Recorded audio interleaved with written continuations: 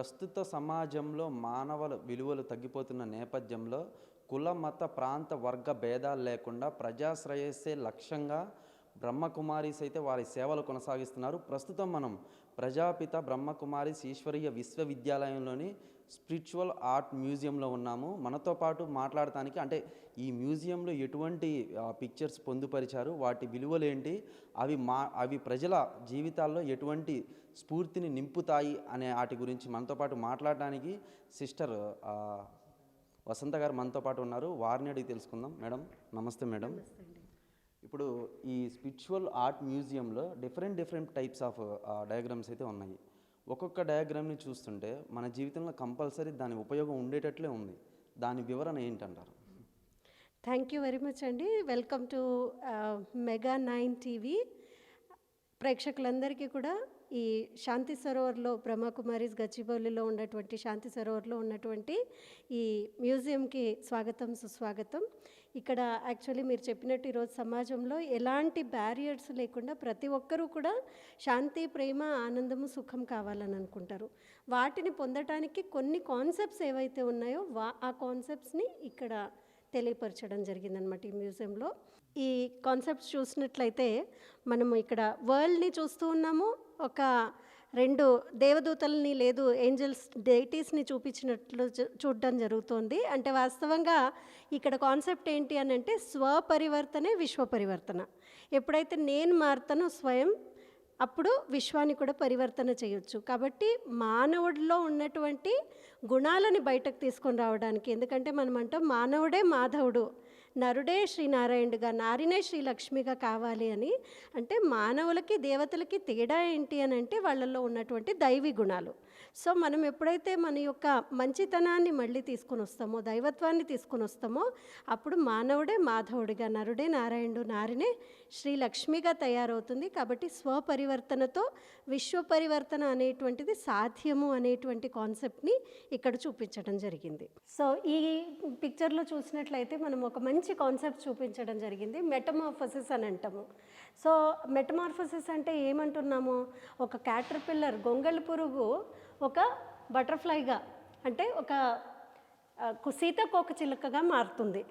ఎలా మారుతుంది అని అంటే మనం సైన్స్లో చదువుకున్నాము, ఇదంతా ఒక దశలుగా ఇలా మారుతుంది అని అన్నాము. ఎలా అయితే ఒక గొంగళి పురుగు పాకే అటువంటి జీవి, దానికి ముందు తప్ప 360 డిగ్రీస్లో ఏముందో తెలీదు, కానీ కొద్ది కాలం తర్వాత రూపాంతరణ చెంది అదే ఒక బటర్ఫ్లైగా అవుతుంది. అలాగే ఈరోజు మానవుడి జీవితం కూడా ఒక గొంగళి పురుగు లాంటి జీవితంలాగా అయిపోయింది. చాలా దుఃఖీగా, అశాంతంగా కూరుకుపోయినటువంటి జీవితము. సో ఒక పెద్ద హొరైజన్ని చూడాలి అని అంటే ఒక మళ్ళీ మానవుడే మాధవుడు అని అనుకున్నాం కదా ఇంతకుముందు, దేవతలుగా కావడం ఎలా అనేటువంటిది. అంటే మన జీవితం కూడా రూపాంతరణ జరుగుతుంది.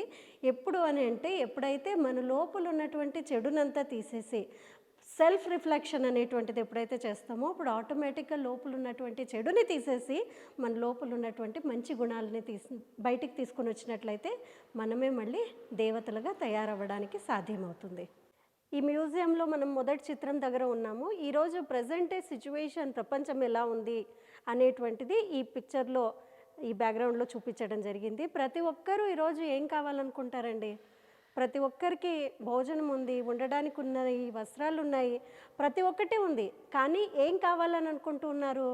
అందరికీ కూడా సుఖము, శాంతి, ఆనందము అనేటువంటిది కావాలని అనుకుంటారు.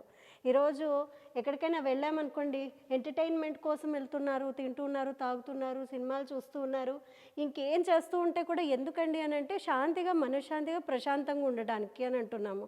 లేదు మందిరానికి వెళ్తారు, చర్చ్కి వెళ్తారు, గురుద్వారాలు, మస్జిద్కి, ఎక్కడికి వెళ్ళినా కానీ at the end of the day మానవుడికి ఏం కావాలి అని అంటే మనశ్శాంతి కావాలి. మనశ్శాంతి గురించినే అందరు కూడా మాట్లాడడం జరిగింది. రుద్రమదేవి కానివ్వండి, లేదు వివేకానందుడు కానివ్వండి, లేదు మదర్ తెరేసా కానివ్వండి, మహాత్మా గాంధీ, రవీంద్రనాథ్ ఠాకూర్, మీరాబాయి, ప్రతి ఒక్కరు ఒక కామన్ పబ్లిక్ వరకు ప్రతి ఒక్కరు కూడా ఏం కావాలి అని అంటున్నారు అంటే మా మనసుకి శాంతి కావాలండి, ప్రశాంతత కావాలి, ఆనందంగా ఉండాలి అని అనుకుంటూ ఉన్నారు. సో వాస్తవంగా ఈ ఆనందము, శాంతి, సుఖము, ప్రేమ ఇవన్నీ మానవుడికి ఎలా కలుగుతాయి, ఎలా దొరుకుతాయి? ఇవేమన్నా బయట కొనుక్కునేటువంటి వస్తువులా? కాదు కదా. మరి ఎలా దొరుకుతాయి అనేటువంటిది ముఖ్యంగా ఈ నెక్స్ట్ పిక్చర్లో మనం చూడటం జరుగుతుంది. సో మనము ఆత్మ యొక్క గుణాలు అంటే ఇప్పుడు చూడండి, మనం మానవుడు ఉన్నాము. నా పేరు చెప్పారు బ్రదరు, వసంత సిస్టర్ అని అన్నారు. సో మనం ఎవరన్నా మీరు ఎవరండి అని అంటే మన పేరు, ఊరు, అడ్రస్సు అవన్నీ చెప్తాము. కానీ వాస్తవంగా ఈ జన్మలో ఈ దేహంలో ఉన్నప్పుడు ఈ పేరు ఉంది, మనం ఈ ఊర్లో ఉన్నాము, ఈ పని చేస్తూ ఉన్నాము. కానీ అంతకంటే ముందు ఆ తర్వాత ఏంటి? సో వాస్తవంగా మానవ దేహం అనేటువంటిది ఒక టెంపరరీ మాత్రమే. కానీ వాస్తవంగా దీని లోపల ఒక అద్భుతమైనటువంటి శక్తి ఉంది. దాన్నే ఆత్మ అని అనటం జరుగుతుంది, సోల్ అని అంటాము, ఎనర్జీ అని అంటాం, డ్రైవింగ్ ఫోర్స్ అని అంటాము. ఎలా అయితే ఒక మొబైల్ ఉందనుకోండి, మొబైల్కి సిమ్ లేకుండా, కనెక్టివిటీ లేకుండా ఆ మొబైల్ యొక్క పని ఏదైతే ఉందో అది జరగదు. అంటే మనం ఎంత ఎక్స్పెన్సివ్ మొబైల్ సెట్ తీసుకున్నా కానీ దాంట్లో కనెక్టివిటీ అనేటువంటిది చాలా అవసరము. అలాగే మానవ దేహం అనేటువంటిది ఉందనుకోండి, మానవ దేహము స్కెలెటన్ని కూడా చూపించటం జరిగింది ఇక్కడ. దాంట్లో కూడా అన్ని అవయవాలు ఉండొచ్చు, చాలా బాగుండొచ్చు. కానీ డెడ్ బాడీ అని అంటున్నాము. ఎందుకు అని అంటే దాని లోపల ఒక జీవశక్తి, ప్రాణశక్తి ఏదైతే ఉందో అది లేదు కాబట్టి. సో ఆధ్యాత్మికత యొక్క మొదటి మెట్టులో నేను ఎవరిని అనేటువంటిది ఏదైతే ఉందో అది తెలుసుకోవాలి. నేను ఎవరిని అని అంటే నేను ఒక ఆత్మను. ఆత్మనే ఈ దేహం ద్వారా అన్ని పనులు చేస్తుంది. మనము ఎవరైనా తప్పు పని చేశారనుకోండి, పాపాత్ముడు అండి అని అంటాము. మంచి పనులు చేస్తే పుణ్యాత్ముడు, మహాన్ కర్తవ్యాలు చేస్తే మహాత్ముడు అని అంటాము, ధర్మస్థాపన చేస్తే ధర్మాత్ముడు అని అంటాము, దేవి దేవతా గుణాలు ఉంటే దేవాత్ములు అని అంటున్నాము. చేసింది కర్మలన్నీ శారీరకంగా, కానీ మనం అంటూ ఉండేది దేవాత్మ. అంటే మానవుడినే దేవాత్మగా అంటున్నాం, ధర్మాత్మగా అంటున్నాం. అంటే అర్థం ఏంటి? అన్ని పనులు చేస్తుండేది ఈ దేహం ద్వారా చేయిస్తూ ఉండేటువంటిది ఆత్మ. అది ఎక్కడుంది అని అంటే రెండు కనుబొమ్మల మధ్యన బ్రుకటి మధ్య స్థానంలో ఉంది. ఆ స్థానాన్ని మనము గుర్తుపెట్టుకోవడానికి కోసము ఒక తిలకం పెట్టుకోవడం జరుగుతుంది. లేదు క్రాస్ చూపించినప్పుడు ఇక్కడి నుంచినే చూపించడం జరుగుతుంది. భగవంతుడు ఇక్కడే ఆ అదృష్టాన్ని రాశాడని చెప్పడం జరుగుతుంది. అంటే అర్థం ఏంటి?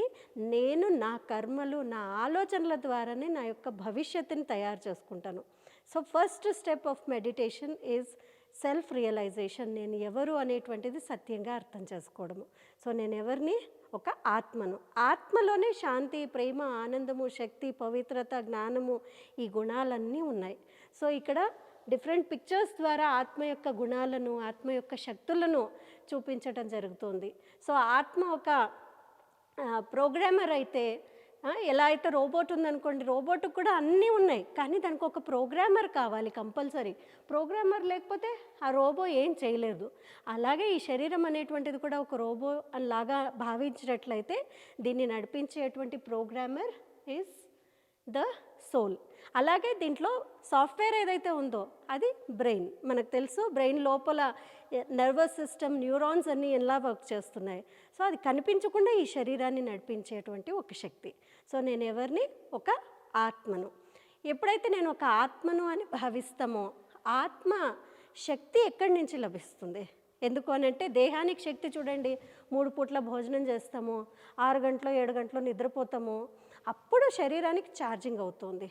అలాగే మొబైల్కి కూడా ప్రతిరోజు ఛార్జ్ కావాలి. లేదు ఏవైతే డివైజెస్ మనం యూజ్ చేస్తామో ప్రతిదానికి ఒక ఛార్జింగ్ కావాలి. మరి ఆత్మకి ఛార్జింగ్ ఏంటి? ఎక్కడి నుంచి లభిస్తుంది? సో ఆత్మకి ఛార్జింగ్ ఎక్కడి నుంచి లభిస్తుంది అంటే పరమాత్ముడి నుండి లభిస్తుంది. పరమాత్ముడు పరంజ్యోతి, నిరాకారుడు, జ్యోతిర్బిందు స్వరూపుడు. ఆయన ఒక పాయింట్ ఆఫ్ లైట్, సూక్ష్మాతి సూక్ష్మమైనటువంటి ఒక జ్యోతిర్బిందు స్వరూపుడు. ఆయన్నే మనము త్రిమూర్తి శివుడు అని అనటం జరుగుతుందన్నమాట. అంటే సృష్టి యొక్క స్థాపన, పాలన మరియు వినాశన కర్తవ్యాలని ఈ ముగ్గురి ద్వారా చేయించేటువంటి తండ్రి. కాబట్టి వారిని నిరాకార, పరంధామ, పరంజ్యోతి అని అనటం జరుగుతుంది. వారినే ప్రతి ధర్మంలో కూడా రకరకాల పేర్లతో పూజ చేస్తూ ఉన్నాము, గుర్తు చేస్తూ ఉన్నాము. కానీ వాస్తవంగా అందరి ఆత్మలకి ఏ దేశంలో ఉన్నా కానీ, ఏ కలర్ ఉంటే కూడా, ఏ కాస్ట్, ఏ రిలీజియన్, ఎవరికైనా అందరికీ ఒక్కరే భగవంతుడు. వారే నిరాకార జ్యోతిర్బిందు స్వరూపము. ఎక్కడ ఉంటారు? పరంధామ నివాసి. అంటే పైన ఈ లోకం నుండి అతీతమైనటువంటి ఆ శక్తి పరంధామ నివాసి పరమాత్ముడు. ఎప్పుడైతే నేను ఆత్మ అనేటువంటిది అర్థం చేసుకుంటామో, మళ్ళీ నా తండ్రి పరమాత్ముడిని అర్థం చేసుకుంటామో, నెక్స్ట్ అర్థం చేసుకోవాల్సిన విషయము ఈ సృష్టి యొక్క రహస్యము. సో సృష్టి రహస్యం ఏంటి?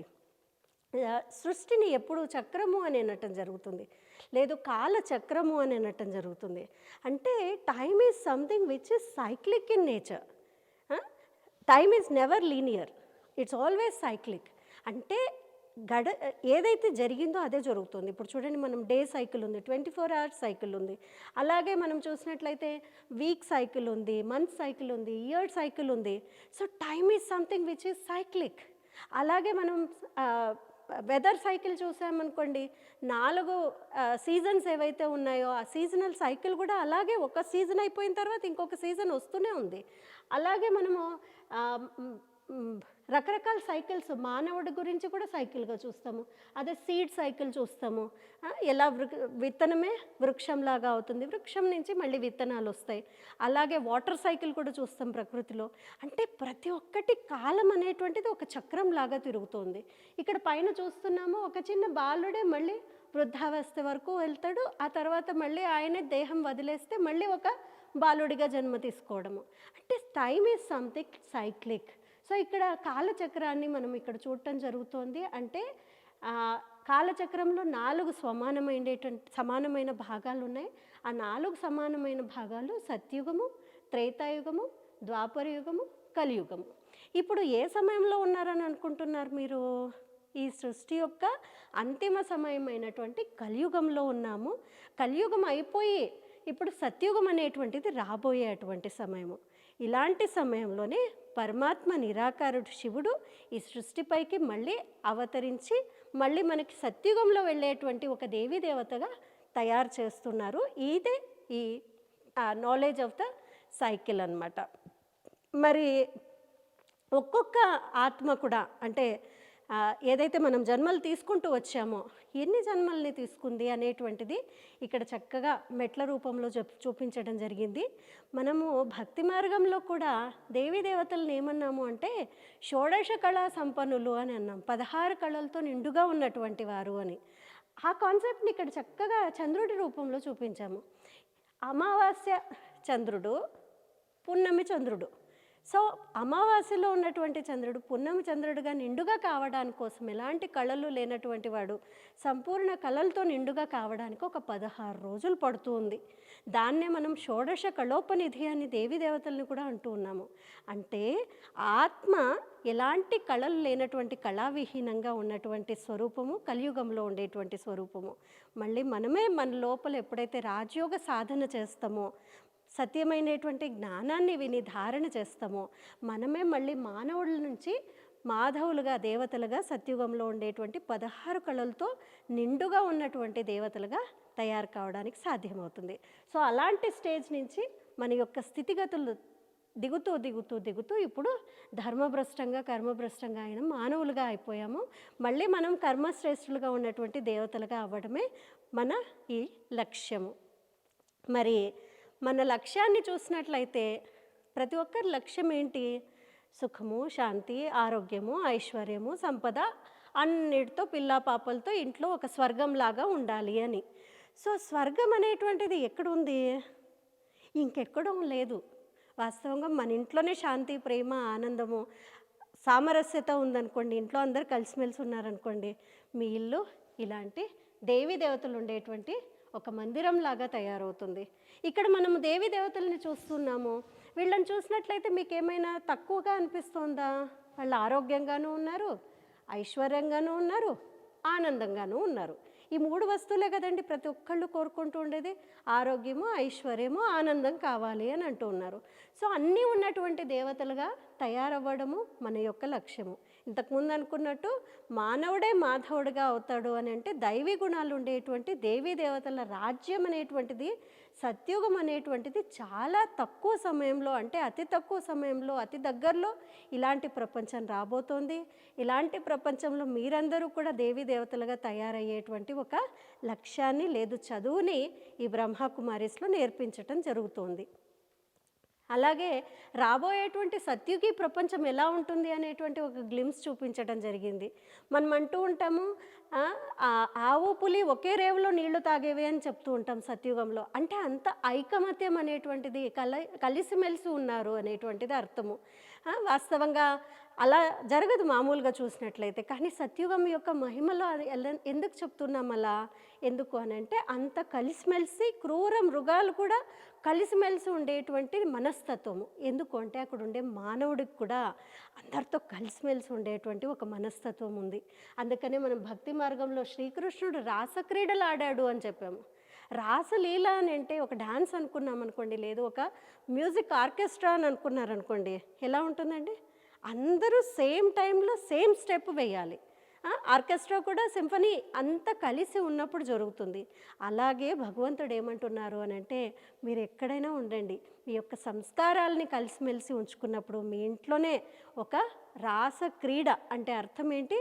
మీ ఇల్లే ఒక స్వర్గంలాగా తయారై మీరందరూ కలిసిమెలిసి ఉండొచ్చు. అదే ఒక డాన్స్ రూపంలో శ్రీకృష్ణుడితో పాటు చూపించటం జరిగింది. మరి రాబోయేటువంటి సత్యుగం యొక్క జీవితం ఎలా ఉంటుందో మనం చూసాము. మరి అక్కడ ఉండేటువంటి పిల్లలు కూడా చాలా ఆనందంగా, చాలా హాయిగా, హ్యాపీగా ఉంటారు.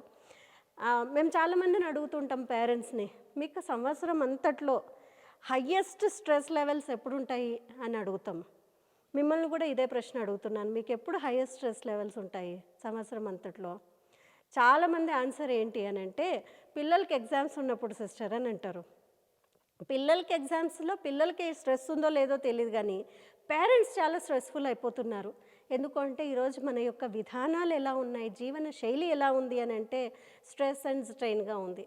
కానీ సత్యుగంలో ఉండేటువంటి దేవీ దేవతలు కూడా చదువుకుంటారు, ఆటలాడతారు, కళ్ళలతో నిండుగా ఉన్నారు. కానీ అక్కడ మొత్తం కూడా ఒక ఆనందవంతమైనటువంటి జీవితము.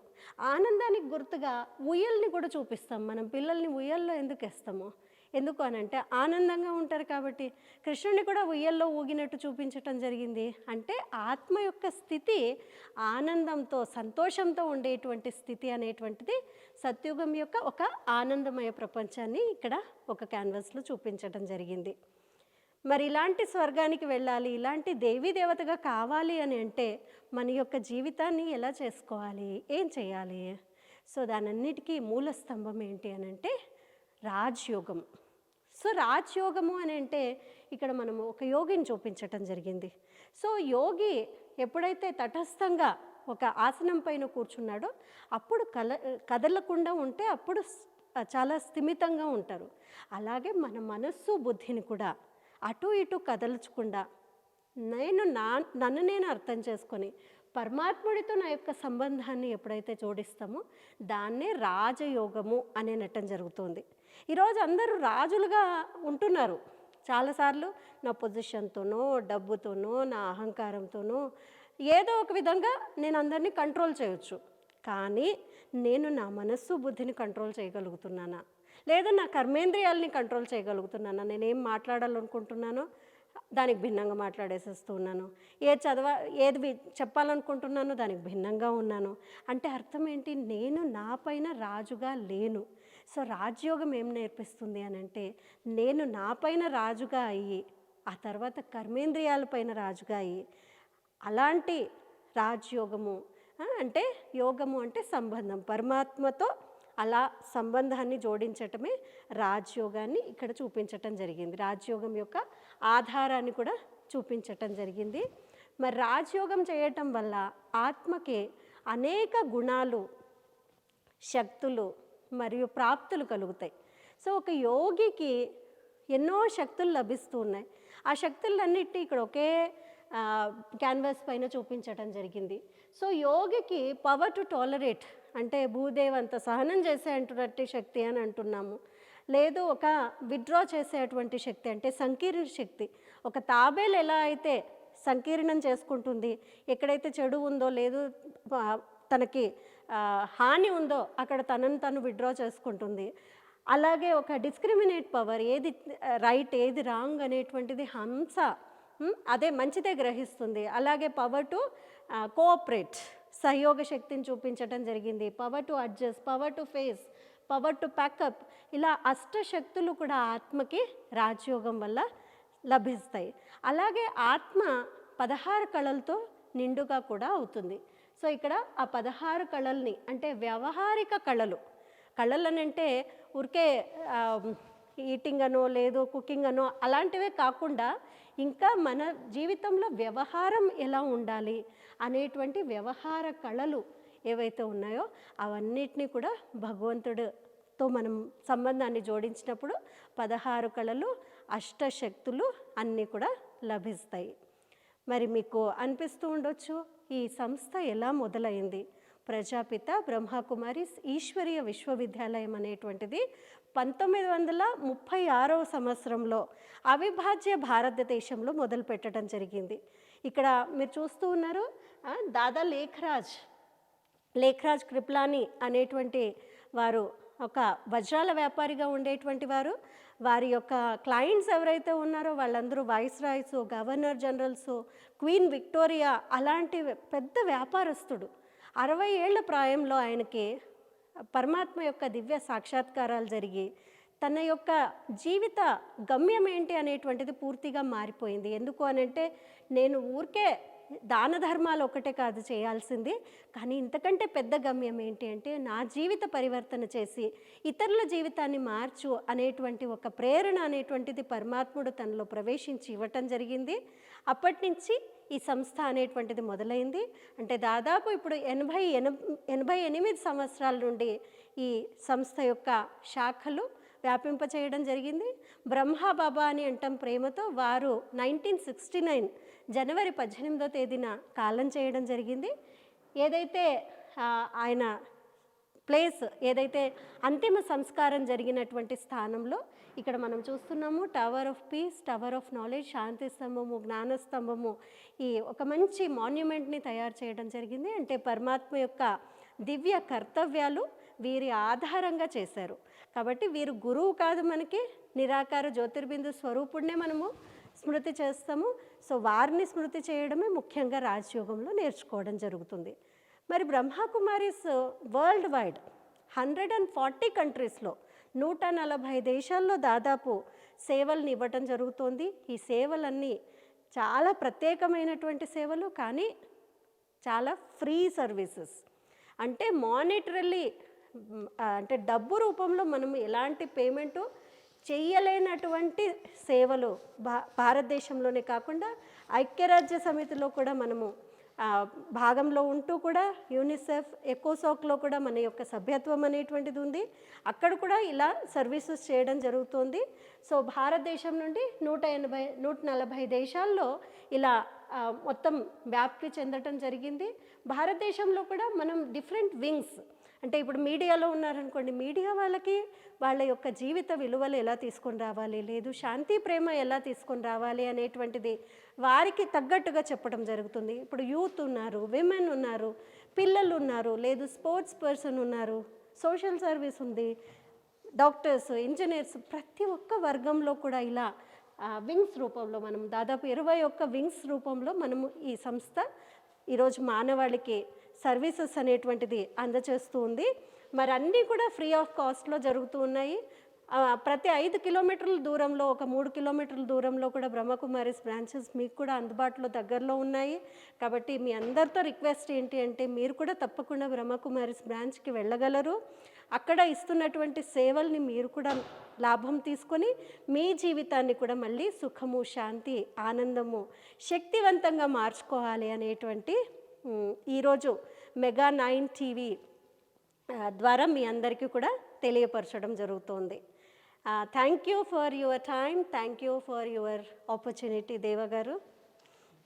Thank you madam. మీ బ్రహ్మకుమారిస్ యొక్క మ్యూజియంలో ఉన్న ప్రతి కాన్సెప్ట్ని అయితేనేమి ప్రతి మనిషిలో ఉంటుంది. మనం ఎలా ఎదగాలి, ఎలా వృద్ధి చెందాలి, మనం ఎటువంటి గోల్స్ని రీచ్ చేసుకోవాలి అనేది, అలాంటి విలువల్ని తెలియజేసేటట్టు ఉన్న మీ మ్యూజియంలో ఉన్న కాన్సెప్ట్ని మాకు క్షుణ్ణంగా, అంటే ప్రతిదీ దగ్గరగా అర్థమయ్యే విధంగా మాకు తెలియజేసినందుకు మా మెగా 9 టీవీ తరపున మీకు ప్రత్యేకించి థ్యాంక్స్ చెప్తున్నాను. Thank you. చూశారు కదా, బ్రహ్మకుమారిస్ విశ్వవిద్యాలయంలో ఉన్న ఈ ఆర్ట్ మ్యూజియం అయితే మాత్రం ప్రతిదీ ఒక్కొక్క పిక్చర్ చూస్తే మనకు అర్థమవుతుంది మనిషి ఏ విధంగా ఉంటాడు, ఏ విధంగా ఎదుగుతాడు, అలాగే ప్రతి ఒక్క మెంటాలిటీ ఏ విధంగా ఉండిద్ది, ప్రస్తుత సమాజంలో మనం ఏ విధంగా నడుచుకోవాలి అనేది కూడా ఇప్పటిదాకా మనకి సిస్టర్ వసంత గారు చెప్పారు. ఇది ఇప్పటికీ ఈ బ్రహ్మకుమారిస్ మ్యూజియం యొక్క విశిష్టత. కెమెరామెన్ రానాతో దేవా, మెగా 9 టీవీ, హైదరాబాద్.